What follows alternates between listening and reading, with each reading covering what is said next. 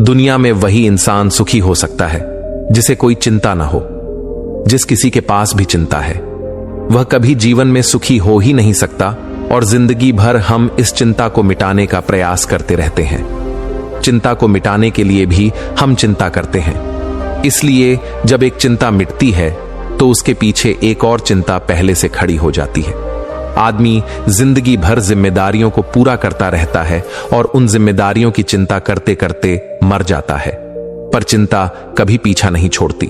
परंतु इस दुनिया में एक जगह ऐसी भी है जहां कोई चिंता नहीं है, वह चिंता मुक्त स्थान है। एक कहानी है जो आपकी जिंदगी बदल सकती है। एक व्यक्ति चिंता के बोझ के तले दबा जा रहा था।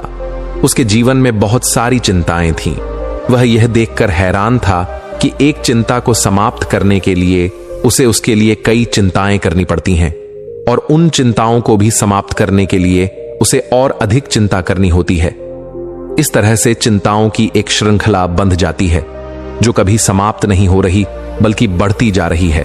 और हर बार जब वह यह सोचता कि अब उसकी समस्या का समाधान हो गया और अब कोई चिंता नहीं, तभी एक नई चिंता पैदा हो जाती।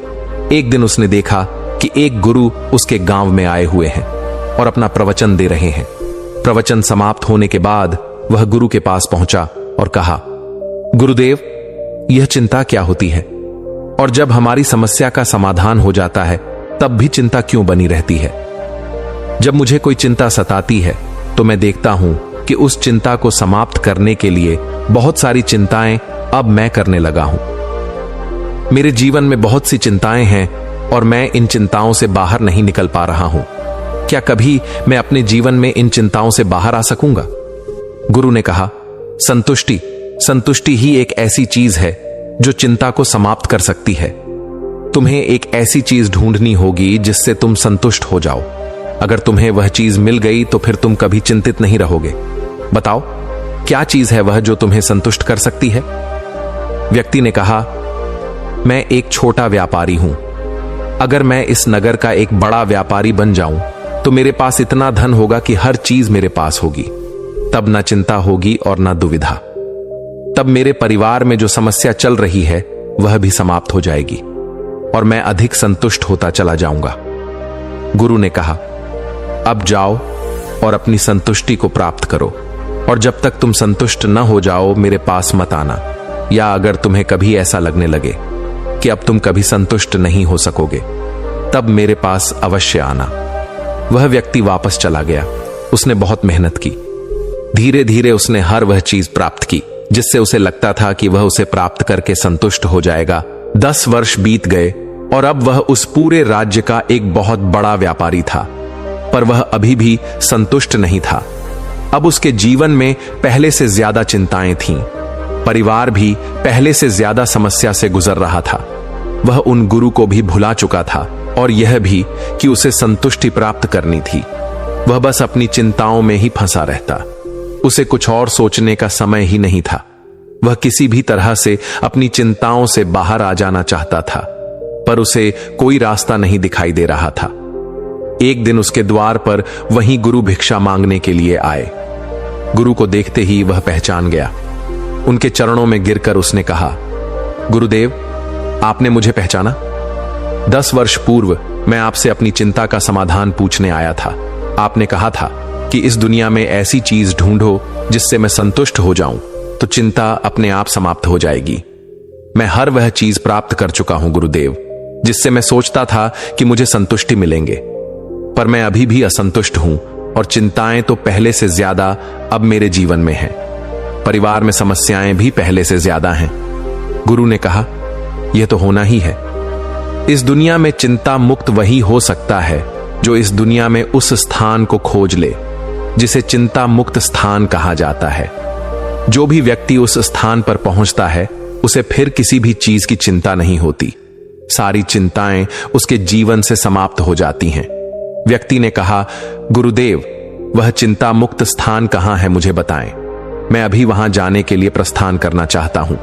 गुरु ने कहा, यह स्पष्ट तो मैं तुम्हें नहीं बता सकता, पर तुम्हें एक इशारा कर देता हूं। तुम अगर समझ गए तो तुम वहां पहुंच ही जाओगे। व्यक्ति ने कहा, आप इशारा ही बता दें गुरुदेव, मैं वहां पहुंच ही जाऊंगा। गुरु ने कहा, वह यात्रा तब शुरू होती है जब आप स्पष्ट रूप से यह समझ जाते हैं कि बाहर की कोई भी यात्रा, कोई भी चीज आपको संतुष्ट नहीं करेगी। यह कहकर गुरु वहां से चले गए। वह व्यक्ति यह सोचता रहा कि गुरु क्या कहकर चले गए। बाहर की यात्रा, बाहर की कोई चीज संतुष्ट नहीं करेगी, फिर कौन सी यात्रा वहां तक लेकर जाएगी। उसने कई लोगों से विचार विमर्श किया, कई बुद्धिमान लोगों से इस बारे में पूछा, पर कोई भी उसे जवाब नहीं दे पाया कि वह कौन सी यात्रा है जिससे चिंता मुक्त स्थान की यात्रा होती है। किस दिशा में जाए, कितनी दूर जाए, धरती पर वह जगह कहां है, उसे कुछ समझ नहीं आ रहा था। फिर उसने सोचा कि क्यों ना सीधे गुरु से ही पूछ लेता हूं। इसका जवाब केवल वही दे सकते हैं, वह जगह केवल वही बता सकते हैं, और उस यात्रा को किस दिशा में और कैसे शुरू करना है यह सब वही बता सकेंगे। वह गुरु के पास पहुंचा और गुरु से कहा, गुरुदेव, आपने जो इशारा किया था वह मैं अभी तक समझ नहीं पाया हूं और मुझे नहीं लगता कि मैं उसे कभी समझ नहीं पाऊंगा। कृपा कर आप ही मुझे वह दिशा बता दें और उस यात्रा के बारे में बताएं, ताकि मैं उस यात्रा पर आगे निकल सकूं और उस चिंता मुक्त स्थान पर पहुंच सकूं। गुरु ने कहा, ध्यान से सुनो, इस दुनिया में केवल दो ही तरह की यात्रा हो सकती है। एक यात्रा बाहर की ओर होती है।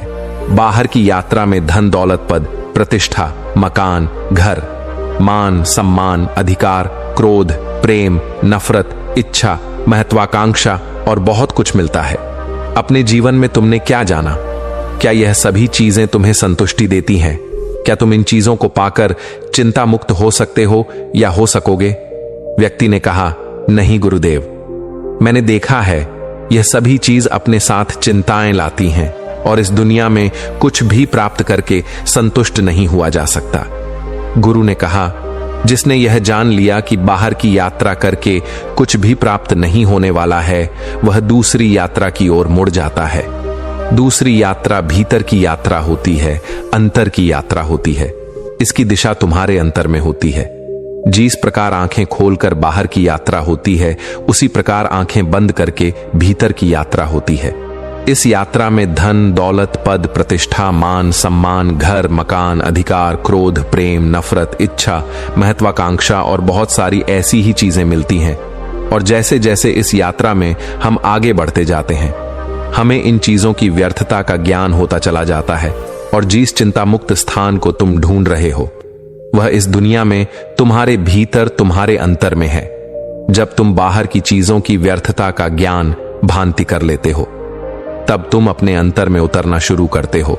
और जैसे जैसे तुम आगे बढ़ते जाते हो, तुम्हें वह चिंता मुक्त स्थान दिखाई देने लगता है। अब तुम्हारे जीवन में चाहे जो हो, तुम चाहे जो करो, ना तुम्हें किसी से उम्मीद होती है और ना ही उम्मीद टूटने का डर।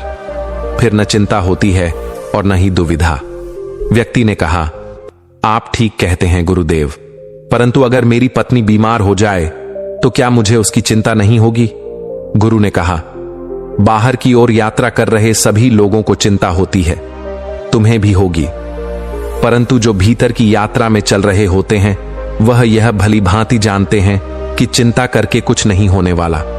पत्नी का इलाज कराने से वह स्वस्थ हो जाएगी तो वह उसका इलाज कराने पर जोर देगा, ना कि चिंता करने पर। और क्या आज तक कोई चिंता करके किसी को स्वस्थ कर सका है? व्यक्ति ने कहा, गुरुदेव, अगर कोई सगा संबंधी मृत्यु को प्राप्त हो जाए तो उसकी कमी तो अवश्य महसूस होगी, उसके ना होने की चिंता भी हमें होगी।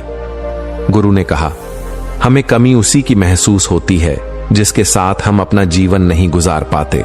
हम चाहते हैं अपने माता पिता के साथ एक अच्छा समय बिताना, पर हम नहीं बिता सकते क्योंकि हमारे पास बहुत सारी चिंताएं हैं, हमारे पास समय नहीं है, हमें बाहर की दुनिया में बहुत कुछ इकट्ठा करना है।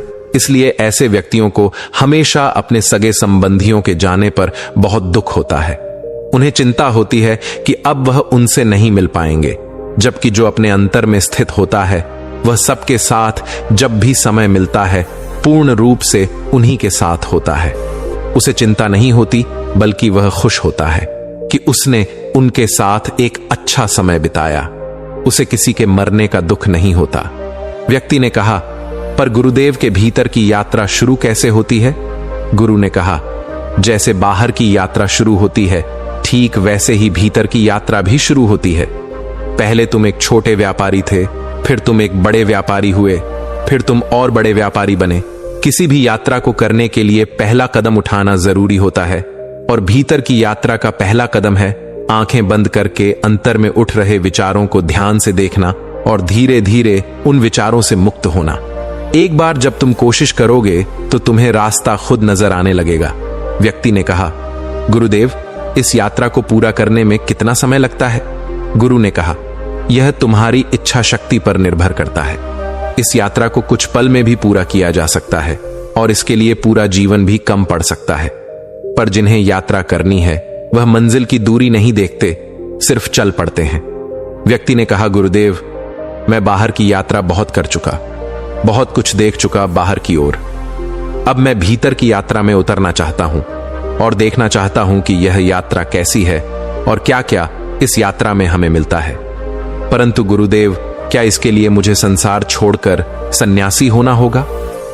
गुरु ने कहा, नहीं, तुम संसार में रहकर भी अपने भीतर अपने अंतर में उतर सकते हो।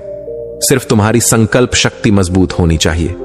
ऐसा व्यक्ति जो भीतर की यात्रा पर चल रहा है वह बाहर की यात्रा में जो चाहे पा सकता है।